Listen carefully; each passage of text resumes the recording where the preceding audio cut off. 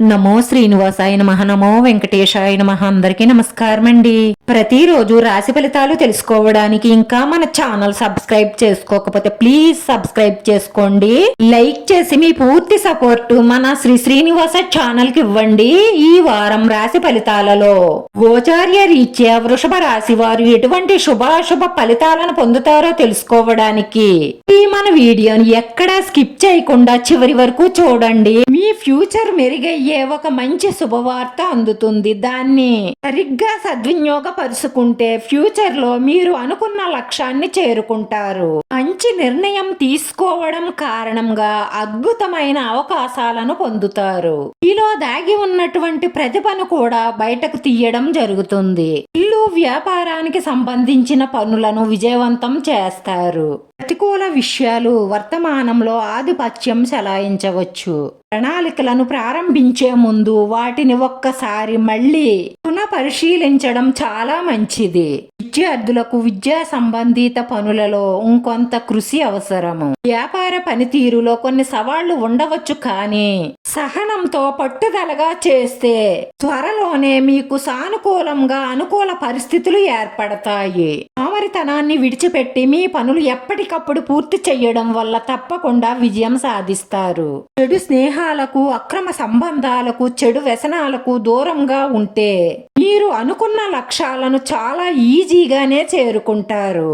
కోపం, అహంకారాన్ని నివారించడం వల్ల మీ సంబంధాలు మెరుగ్గా ఉంటాయి.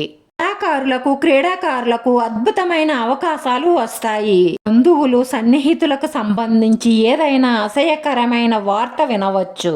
ప్రేమ విషయంలో కొంతమంది మోసపోయే అవకాశాలు ఉన్నాయి. ఆర్థిక సంబంధిత లావాదేవీలు జరుగుతాయి. మీరు గతంలో చేసిన తప్పులు మళ్ళీ జరగకుండా జాగ్రత్త పడండి.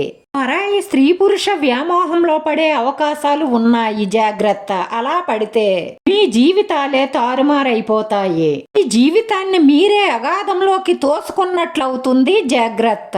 ఆరోగ్యం పట్ల శ్రద్ధ వహించండి. మీకు నచ్చిన ఒక అందమైన స్త్రీతో బయటకు వెళ్లి సినిమాలు, షికార్లు అంటూ తిరిగి చాలా జాలీగా ఎంజాయ్ చేస్తారు. చాలా మంది యువతకు ఇప్పుడు అదే స్వర్గంలా అనిపిస్తుంది.